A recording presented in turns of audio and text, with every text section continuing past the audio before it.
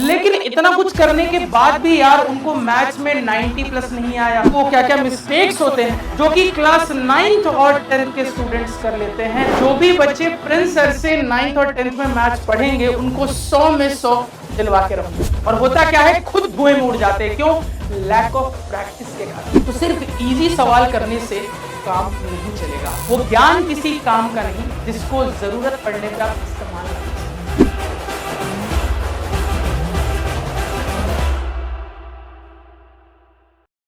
Hello दोस्तों, मैं हूं आपका maths mentor, maths Sensei Prince sir, और एक और शानदार जानदार मजेदार ताबड़तोड़ से सेशन में आपका स्वागत करता हूं।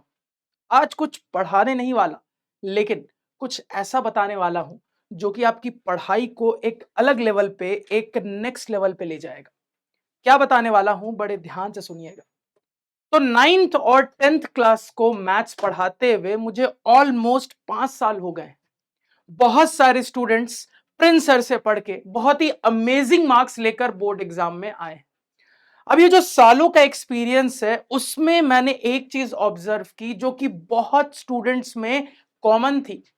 वो चीज ये थी कि यार वो मेहनत पूरे साल बहुत किए, उन्होंने पढ़ाई भी पूरे साल बहुत की, लेकिन इतना कुछ करने के बाद भी यार उनको मैथ्स में 90 प्लस नहीं आया, या कह लो 95 प्लस नहीं आया, या कह लो 100 में 100 नहीं आया। तो यार क्या ऐसा कारण था? क्योंकि उन लोगों ने मेहनत की थी, पूरी तैयारी की थी, तो क्या चीजें थी जिनमें थोड़ी कमी रह गई थी जिसकी वजह से वो अपना टारगेट अचीव नहीं कर पाए।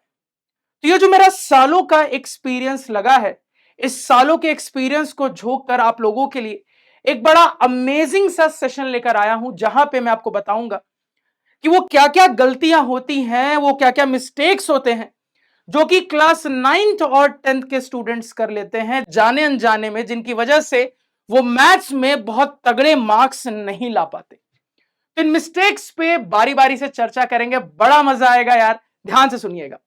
तो आप मेरे बाल देख रहे होंगे, मेरे बाल कैसे हैं? घुंघरैले हैं। मतलब रोज सुबह शाम में कोशिश करता हूं कंघा लगाकर इनको सीधा करने की, लेकिन यार ये मानते ही नहीं। अपने बालों की तरह मैं भी बड़ा जिद्दी हूं। जिद्दी क्यों हूं? क्योंकि यार ये प्रण लेके चला हूं कि जो भी बच्चे प्रिंस सर से 9th और 10th में मैथ्स पढ़ेंगे उनको 100 में 100 दिलवा के रहूंगा। उसी में से एक स्टेप ये लेक्चर होगा। इस लेक्चर को बड़े ध्यान से देखिएगा, क्योंकि इस लेक्चर में जो चीजें मैं आपको बताऊंगा ना, वो चीजें आपको बहुत हेल्प करने वाली है मैथ्स में परफेक्ट स्कोर करने के लिए क्लास 9th और 10th में। तो कहानी को यहां बिना टाइम वेस्ट किए हुए शुरू करते हैं। तो सबसे पहली मिस्टेक क्या है, बड़े ध्यान से सुनिएगा। Just watching teachers solving questions and not solving yourself. तो बहुत सारे बच्चे पता है ये वाली मिस्टेक करते हैं। मिस्टेक क्या है कि यार वो ऑनलाइन या ऑफलाइन टीचर्स को देख रहे होते हैं बकायदा कि टीचर किसी सवाल को, किसी वैरायटी को कैसे कैसे सॉल्व कर रहा है। वो प्रॉपर सुनते हैं, प्रॉपर क्लास अटेंड करते हैं, प्रॉपर नोट्स बनाते हैं। उसके बाद भी जब एन मौका आता है तो उनसे सवाल नहीं बनता। सवाल क्यों नहीं बनता? लैक ऑफ प्रैक्टिस के कारण, ओवर कॉन्फिडेंस के कारण। उनको लगता है कि यार क्लास में सर ने या मैम ने सब कुछ पढ़ा दिया और हमें सब समझ में भी आ गया, तो अलग से बनाने की क्या जरूरत। उस नॉलेज की मदद से हम बड़ी आसानी से अपने एग्जाम के किसी भी सवाल को धुएं में उड़ा देंगे। और होता क्या है, खुद धुएं में उड़ जाते हैं। क्यों? लैक ऑफ प्रैक्टिस के कारण। तो ये जो गलती है ये आप लोग कभी मत करिएगा। क्लास को बहुत अच्छे से अटेंड करने के बाद, नोट्स बनाने के बाद आपका यह कर्तव्य होना चाहिए कि टीचर ने जो जो कंसेप्ट्स पढ़ा दिए हैं उस पे बेस्ड आप अलग अलग रेफरेंस मटेरियल से सवाल प्रैक्टिस करिए। Maths is all about practice. आप जितना ज्यादा प्रैक्टिस करोगे उतना बेहतर बनोगे। तो ये वाला मिस्टेक, ये वाला पॉइंट दिमाग में रखना। चलिए अगले मिस्टेक पे चलते हैं। अगली बहुत बड़ी मिस्टेक क्या है भैया? Not making colourful notes. अब ध्यान दीजिएगा, मैंने यहां पे ये नहीं बोला नॉट मेकिंग नोट्स। नोट्स तो भैया ऑलमोस्ट हर स्टूडेंट बनाता है। जो नहीं बनाता है वो तो अलग ही लेवल पे है, उस पर तो चलो बात ही नहीं करते हैं। मैं यहां ये बात कर रहा हूं कि नोट्स तो बहुत बच्चे बनाते हैं। मैंने क्या लिखा? कलरफुल नोट्स नहीं बनाते।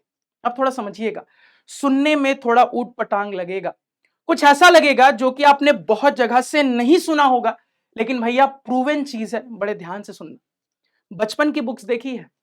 तो बचपन की बुक्स सर बड़ी कलरफुल हुआ करती थी, पढ़ने में बड़ा मजा आता था।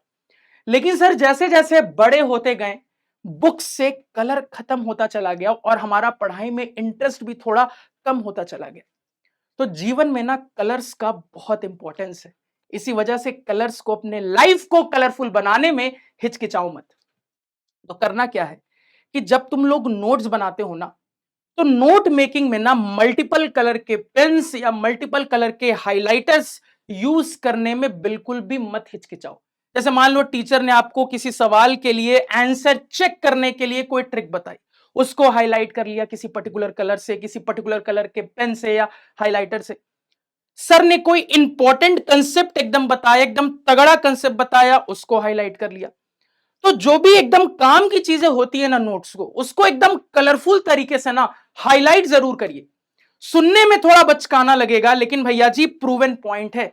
और इसका, ये जब आप काम करोगे ना, तो इसका आउटपुट आपको अपने आप दिखेगा। क्योंकि होता क्या है ना कि हमारा ह्यूमन नेचर ऐसा है यार, कि जब हम कुछ चीज पढ़ रहे होते हैं उसमें एक्सपर्ट होते हैं, फिर जैसे ही हम आगे चैप्टर और आगे चैप्टर पे जाते जाते हैं ना, तो पीछे का खाते जाते हैं, भूलते जाते हैं। अब वहां पे जब आप भूलने लगोगे ना, तो आप कहोगे कोई बात नहीं, सर के लेक्चर्स अवेलेबल है, देख लेते हैं। लेकिन कितने लेक्चर्स देखोगे? कहोगे हाँ सर, लेक्चर देखने में टाइम लगता है, हम स्पीड बढ़ा के भी देखेंगे तो भी टाइम लगेगा। यहां पे हमेशा याद रखना कि रिवीजन की बेस्ट स्ट्रैटेजी नोट्स होती है। और कौन से नोट्स? वो नोट्स जो कि आप खुद बनाते हो। तो ये जो कलरफुल नोट्स आप खुद बनाओगे ना, उसकी मदद से किसी भी चैप्टर को रिवाइज करने में मैं आपको गारंटी देता सबसे कम टाइम लगेगा। तो इसलिए हमेशा कोशिश करिए कि सिर्फ नोट्स मत बनाइए, थोड़ा सा कलरफुल नोट्स बनाइए, थोड़ा कलर्स का यूज करिए, ताकि जब आप रिवीजन करो ना, तो रिवीजन करने में मजा भी आए, आपका इंटरेस्ट भी बने और आपको पता भी नहीं चलेगा कि आपका दिमाग अपने आप फोकस हो जाएगा और आप फटाफट अपने कंटेंट को रिवाइज कर लोगे। कहोगे हाँ सर, बात समझ में आ गई। अगली मिस्टेक पे चलते हैं, नॉट मेकिंग माइक्रो नोट्स। इस पे तो बहुत सारे टीचर्स बात ही नहीं करते, जबकि अपने सालों के एक्सपीरियंस से मैं जानता हूं ये कितना जरूरी है। क्या होता है भैया माइक्रो नोट्स? नोट्स तो जानते हैं सर, अब बड़े ध्यान से फर्क समझना नोट्स और माइक्रो नोट्स में। तो लेट्स से मैं चैप्टर नंबर सिस्टम की बात करता हूं। मान लो तुमने नंबर सिस्टम के जब नोट्स बनाए, तो वो नोट्स बने हैं तुम्हारी कॉपी पे 13-14 पन्नों में, ठीक है, 13-14 पेजेस तुमको लगे। लेकिन जब मैं माइक्रो नोट्स बनाऊंगा ना नंबर सिस्टम का, तो माइक्रो नोट्स पता है कितने पेज में जाएंगे? 1 से 2 पेज में, बस खत्म। अब आप कहोगे ओ माय गॉड सर, ऐसा कैसे पॉसिबल है? 14 पेज के नोट्स को कैसे सर हम कंप्रेस करके 2 पेज में फिट कर देंगे? छोटा छोटा लिखेंगे क्या? नहीं। देखो कंप्रेशन का मतलब क्या होता है। जब आप एक पूरा चैप्टर किसी भी टीचर से मैथ्स में पढ़ लेते हो ना, और जब आप अपने लेट से 14 पेज के नोट्स बना लिए नंबर सिस्टम के, एक एग्जांपल ले लेते हैं, तो आपको उन 14 पेजेस में से खुद से पता होता है कि क्या क्या एकदम ज्यादा काम की चीजें हैं, क्या क्या थोड़ी कम काम की चीजें हैं, क्या क्या ऐसी चीजें हैं जिससे बहुत रेयरली सवाल आता है। तो आपको अपने नोट्स में पता होता है कि क्या क्या चीजों पे ज्यादा फोकस करना है, क्या क्या चीजों पे बिल्कुल कम फोकस करना है। तो जो जो चीजों पे बिल्कुल ज्यादा फोकस करना होता है, जैसे कि सारे चैप्टर के फॉर्मूले, कुछ इंपॉर्टेंट ट्रिक्स, कुछ एकदम सवाल सॉल्व करने वाले कंसेप्ट्स, इन चीजों को ही हम सिर्फ अपने नोट्स के अंदर, कौन से? माइक्रो नोट्स के अंदर रखते हैं। तो जब आप एकदम सेलेक्टिव इंपॉर्टेंट चीजें अपने नोट्स में से यूज करते हुए एक अलग कॉपी पे नोट्स बनाते हो, तो उसी को हम माइक्रो नोट्स कहते हैं। अब चूंकि आपने सिर्फ सेलेक्टिव चीजें, इंपॉर्टेंट चीजें उठाई है ना, तो आपका वो जो 14-13 पेजेस का नोट्स होता है ना, वो कंप्रेस होकर अपने आप ऑब्जर्व करना 1-2 पेज में आ जाएगा। अब ये इतना इंपॉर्टेंट क्यों है? क्योंकि लेट से तुम्हारा 3 दिन बाद, 4 दिन बाद एग्जाम है। अब लेट से 10 चैप्टर आ रहे हैं तुम्हारे पेपर में, तो तुमको क्या लगता है?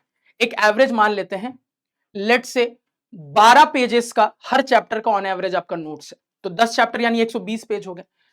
तो 120 पेज रिवाइज करना एग्जाम से जस्ट पहले बड़ा टफ लगता है सर, सोचने में ही टफ लगता है। लेकिन यहीं पे इमेजिन करो कि तुमने अपने सारे चैप्टर्स के एक एक 2-2 पेज में माइक्रो नोट्स बना लिए हैं, तो अगर 2 पेज का भी एवरेज माने, तो भैया 10 इंटू 2 20 पेज में पूरा सिलेबस तुम्हारा रिवाइज हो जाएगा। ये फायदा होता है माइक्रो नोट्स का कि जो माइक्रो नोट्स आप बनाते हो ना, हर चैप्टर के नोट्स बनाने के बाद वो माइक्रो नोट्स जस्ट एग्जाम से पहले रिवाइज करके जो बच्चा जाता है ना भैया, फोड़ के आता है। मेरी बात याद रखना, बहुत इंपॉर्टेंट चीज जो कि बहुत टीचर्स आपको नहीं बताएंगे। आगे बढ़ते हैं। अगला क्या है? Paying less attention to concepts. अब मैथ्स में ना एक और बड़ी दिक्कत मैंने ऑब्जर्व की है। बहुत सारे टीचर्स हैं जो कि मैथ्स कुछ इस तरीके से पढ़ाएंगे ना कि भैया चैप्टर स्टार्ट हुआ, सवाल स्टार्ट हो गए। कंसेप्ट्स या तो कुछ नहीं बताएंगे या बहुत हल्का फुल्का कंसेप्ट बताएंगे, सीधे सवाल पे आ जाएंगे, अलग अलग टाइप के सवाल करवाते जाएंगे। देखो बच्चा, ये ऐसे बनेगा, ये ऐसे बनेगा, ये ऐसे बनेगा, और यही करते करते पूरा चैप्टर आपका खत्म हो जाएगा। अब ये जो तरीका होता है ना, ये तरीका मैं पर्सनली अच्छा नहीं मानता। क्यों नहीं मानता यार? क्योंकि मुझे ऐसा लगता है कि ये सवाल ऐसे बनेगा, ये सवाल ऐसे बनेगा ना, ये एक तरीके से रटना हुआ। और जो बच्चा मैथ्स में रट के जाएगा ना यार, वो मैथ्स की लंबी रेस में कभी भी जीत नहीं सकता। मेरी बात याद रखना। जिस तरीके से मेरा नाम प्रिंस है ना, मैं हमेशा मानता हूं कि मैथ्स में कंसेप्ट इज किंग। याद रखना।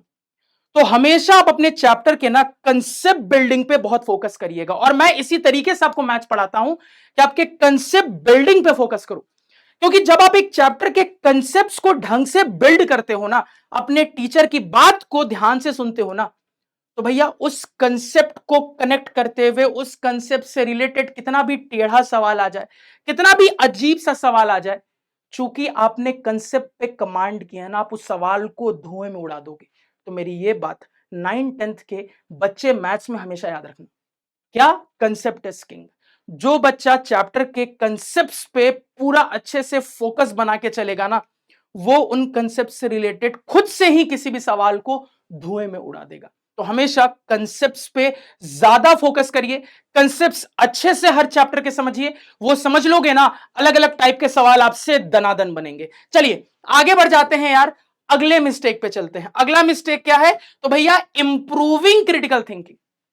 यानी कि एक और चीज मैंने ऑब्जर्व की है कि बहुत सारे टीचर्स ये करते हैं कि बच्चों को खुश करने के लिए ना इजी इजी सवाल करवा देते हैं।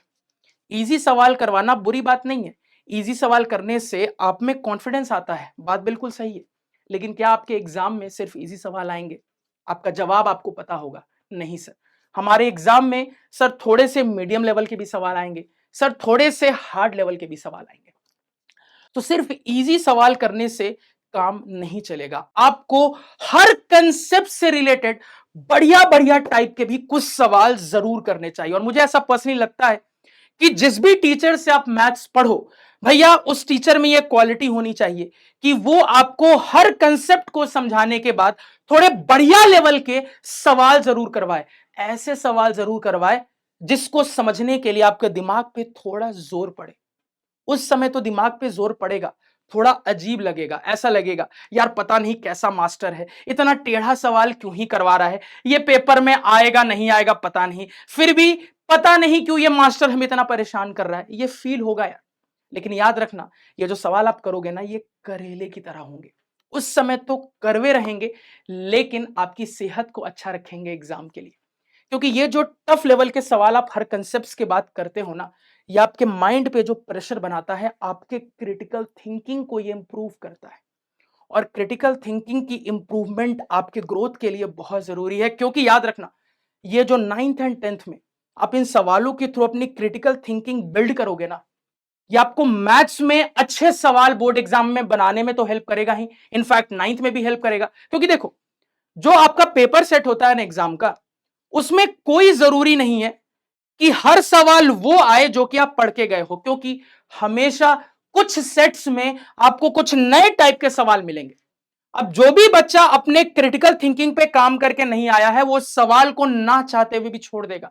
लेकिन जो बच्चा क्रिटिकल थिंकिंग पे वर्क करके आया है ना, जो अपने यहां पे प्रेशर दे के आया है ना सवालों के थ्रू, वो उस नए नवेले सवाल को भी बना के आ जाएगा। तो क्रिटिकल थिंकिंग बहुत जरूरी है। यही नहीं, ये क्रिटिकल थिंकिंग आपको अलग अलग सब्जेक्ट्स में भी हेल्प करेगी मैथ्स के अलावा।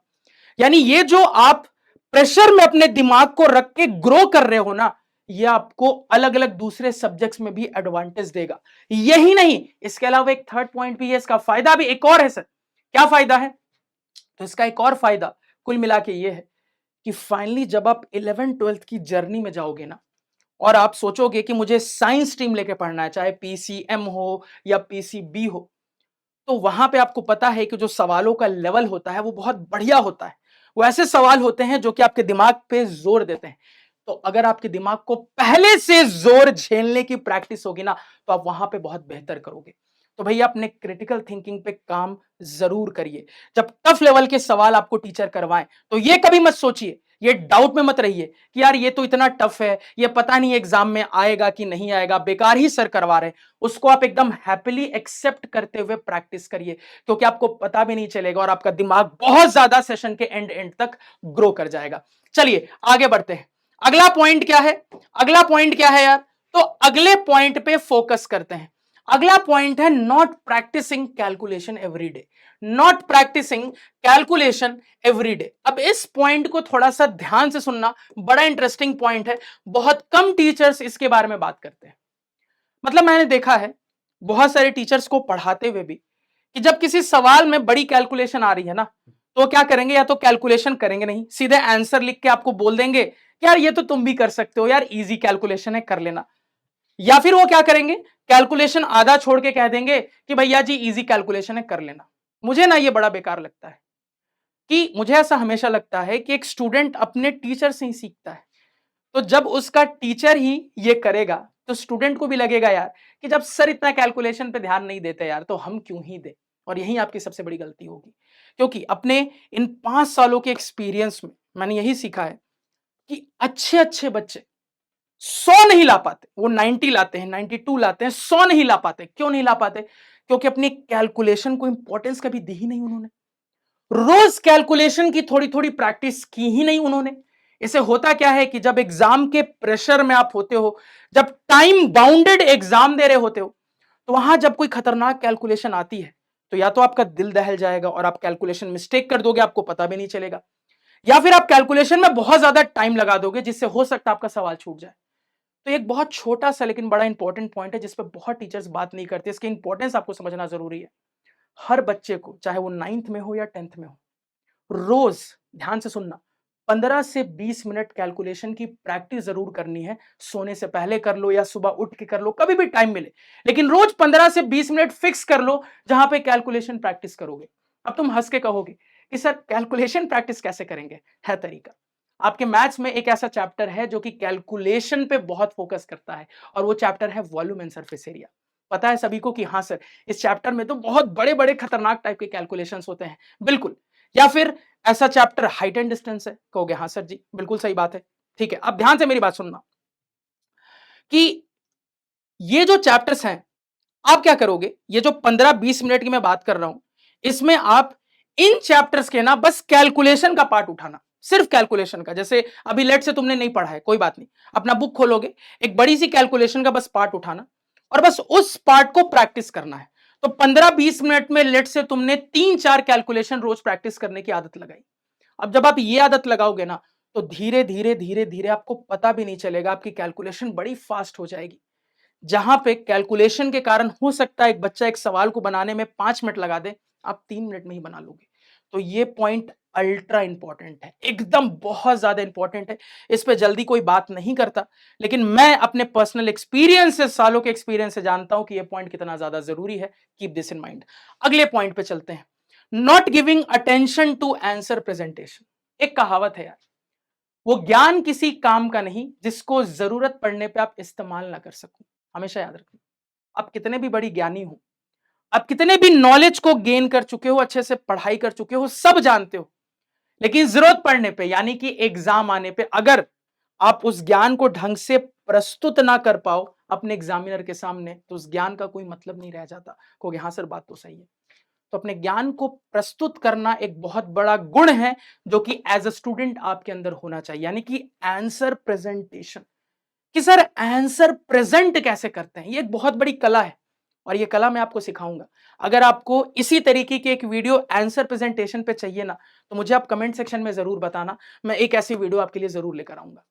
तो आंसर प्रेजेंटेशन का मतलब है कि सर कोई ज्योमेट्री का प्रूफ दैट का सवाल है, उसको कैसे करना है। सर कोई ज्योमेट्री का फाइंड आउट का सवाल है, कैसे करना है। सर कोई दूसरे चैप्टर का प्रूफ डेट है उसको कैसे करना है, एक नॉर्मल सवाल को कैसे सॉल्व करना है। तो हर टाइप के सवाल का ना एक प्रेजेंटेशन का तरीका होता है। जो बच्चा वो तरीका सीख लेता है ना भैया, वो अपने पेपर के थ्रू एग्जामिनर को इंप्रेस कर देता है।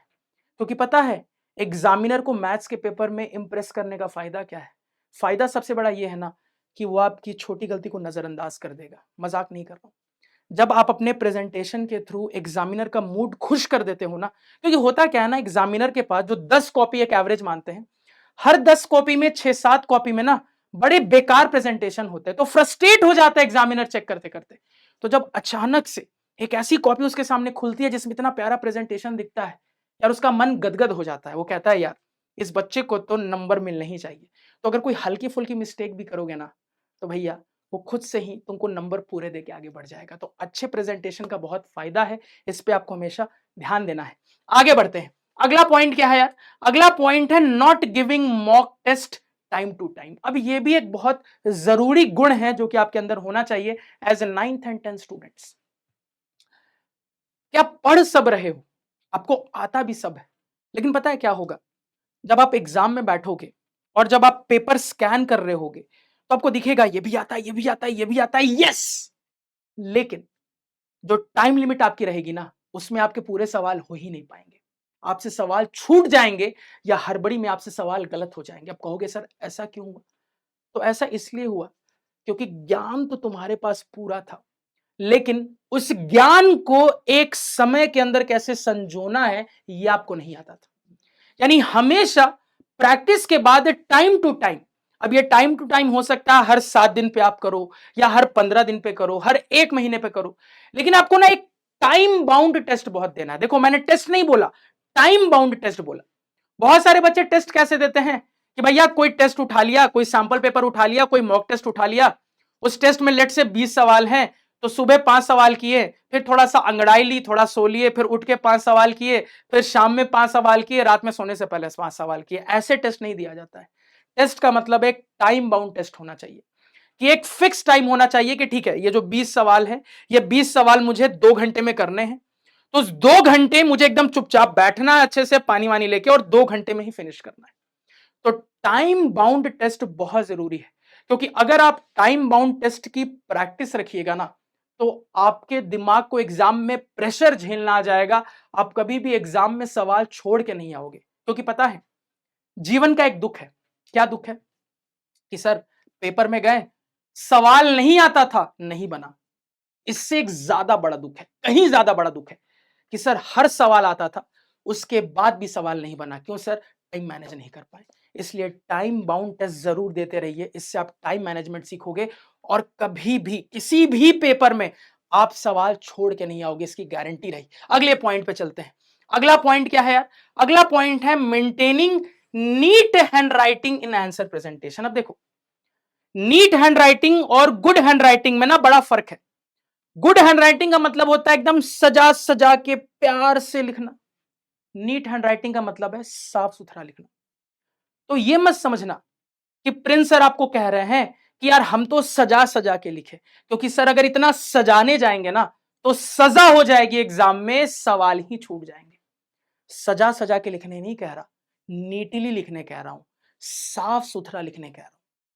साफ सुथरा का मतलब है कि अननेसेसरली कुछ गलत हो गया तो एकदम ऐसे ऐसे जो तुम लोग कर देते हो ना, एकदम पूरी ताकत वहीं लगा देते हो, ये नहीं करना है। एक सिंगल कट पेंसिल से जो चीज गलत हुई उसको काट दिया। ऐसे कुछ छोटी छोटी टिप्स होती है जो आपको एक सेपरेट वीडियो में दूंगा। कि एकदम साफ सुथरा प्रेजेंटेशन होना चाहिए, वर्ड्स क्लियर होने चाहिए, क्या लिखे हो वो क्लियर होने चाहिए।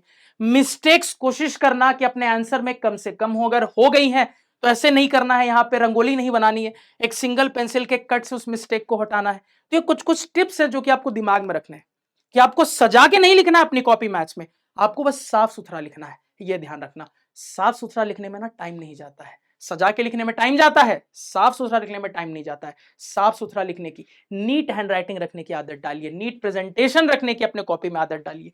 अगले पॉइंट पे चलते हैं। अगला पॉइंट और last point, weak bridge basics. अब ये क्या मैंने लिखा है मैं आपको बताता हूं। देखो ध्यान से सुनना और ध्यान से समझना। जैसे मान लो मैं तुमको पहली पहली बार 10 नए लड़कों के ग्रुप में भेज दूं, तो मैक्सिमम स्टूडेंट्स शाय फील करेंगे, थोड़ा अजीब लगेगा। उस इन्वायरमेंट में वो बहुत डरे डरे से, सहमे सहमे से फील कर सकते हैं। लेकिन लेट्स से तुम उस ग्रुप के साथ 10 दिन बिता लो, अब आपको बड़ा फ्रैंक लगेगा, आपको वो ग्रुप अपना जैसा लगेगा, आपका सारा डर खत्म हो जाएगा। बस यही चीज मैं यहां समझाना चाह रहा हूं कि होता क्या है ना कि जब हम पहली पहली बार 8 से 9th में आते हैं या 9 से 10th में आते हैं, तो अपने सीनियर से सुन लिए होते हैं, सुन चुके होते हैं कि यार देखो 8 तक तो तुमने पूरी मस्ती कर ली, लेकिन अब 9 10th में थोड़ा फोकस रखना पड़ेगा। तो पहले से अंदर में एक डर होता है कि ओ माय गॉड यार 9 10th का सिलेबस इतना खतरनाक होगा, कैसे करेंगे, कैसे पढ़ेंगे, हमारे बेसिक्स तो अच्छे हैं ही नहीं, हमारे कंसेप्ट्स तो पूरे क्लियर हैं ही नहीं, क्या करेंगे, कैसे करेंगे, ये जो डाउट्स होते हैं ना, ये डाउट्स यहां दूर होते हैं। यानी हमेशा एक ऐसे मैथ्स के टीचर को चुनिए ना, जो कि आपकी 9th शुरू करने से पहले आपको थोड़ा सा बेसिक्स बताए कि भैया वो क्या क्या चीजें हैं पूरे सिलेबस को मिलाकर जो कि आप पहले ही थोड़ा पढ़ के रख लो, जिससे हर चैप्टर ना आपको अपना सा लगे, पराया ना लगे, अपना सा लगे। मतलब जब ये बेसिक्स आप पहले से पूरा सिलेबस स्टार्ट करने से पहले पढ़ लोगे ना, तो आपको हर चैप्टर अपना सा लगेगा, किसी चैप्टर में डर लगेगा ही नहीं, इसकी गारंटी देता हूं। तो हमेशा एक ऐसे टीचर से मैथ्स पढ़िए ना जो कि आपको एक ब्रिज बना के दे। यानी कि लेट से तुम 8 से 9th में आए हो, तो एक ब्रिज तुमको बना के दे कि भैया देखो शुरू में ही ये चीजें तुम पढ़ लो, अब 9th का कोई भी चैप्टर पढ़ोगे उस बेसिक्स की मदद से वो तुमको आसान लगेगा। या भैया तुम 9 से 10th में गए हो तो शुरू में ही ये चीजें पढ़ लो कि जब आप 9 से 10th में जाओगे तो 10th खतरनाक नहीं लगेगा, आपको अपना अपना सा लगेगा, इजी लगेगा। तो ये शुरू में ओवरऑल कंसाइज वे में जो हल्के फुल्के कुछ बेसिक कंसेप्ट्स है, बेसिक चीजें हैं ना, ये पढ़ना बड़ा फायदेमंद होता है। इस चीज पे भी बहुत सारे लोग बात नहीं करते हैं। तो भैया अपने सालों के एक्सपीरियंस से लाखों स्टूडेंट्स को पढ़ाने के बाद ये जो चीजें मैंने आपके लिए लाई थी, ये आपके लिए बड़ी हेल्पफुल है। इसको अपने लाइफ में आप अप्लाई करके देखना। मजाक नहीं कर रहा हूं, गारंटी दे रहा हूं, पेपर पे बोलोगे तो साइन करके दे दूंगा कि ये सारी चीज अगर आप करोगे ना, आपको मैथ्स में 95 नहीं, 96 नहीं, 97 नहीं, 100 में 100 लाने से कोई नहीं रोक सकता। तो कीप दिस इन माइंड। उम्मीद करता हूं ये वीडियो आपको अच्छी लगी। ऐसे ही इंटरेस्टिंग वीडियोस के लिए आप कमेंट सेक्शन में अपना फीडबैक जरूर दें।